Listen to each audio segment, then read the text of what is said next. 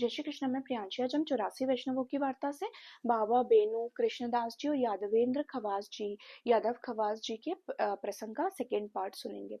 जब कृष्णदास जी को केशोरा राय जी के मंदिर में मथुरा में गोवर्धन धर के स्वरूप के दर्शन हुए, तब उन्होंने एक पद गाया और उनके विरह के कारण प्राण चले गए।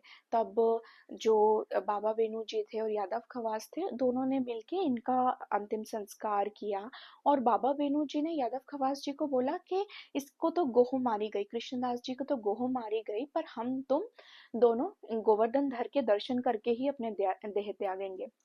इसके पीछे का भाव ये था, गोह मारी गई मतलब इसको तो मृत्यु ले गई।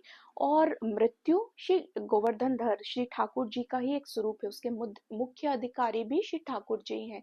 जन्म मृत्यु ये सब श्री ठाकुर जी के कृपा से ही मिलता है।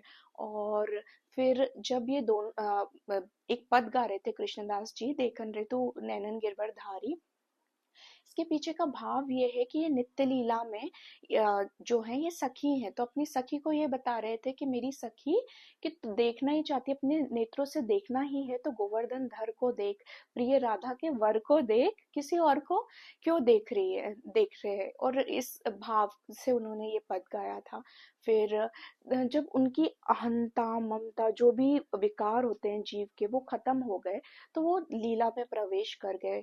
और यहाँ पे हमको समझने की बात यह है कि सब लोग बोलते हैं कि मृत्यु आखिरी समय बड़ा ही कष्टमय होता है, तो जो जिसने जीवन भर श्री ठाकुर जी को भजा है, या फिर जीवन भर नहीं, जब से अकल आई तब से ही श्री ठाकुर जी को भजा है, तो उसका वो आखिरी समय भी बड़ा आनंदमय होता है। वो उसके लिए वो एक माध्यम होता है जिससे वे श्री ठाकुर जी के साथ जा सके या लीला में प्रवेश कर सके। जय श्री कृष्ण। श्री वल्लभाधीश की जय।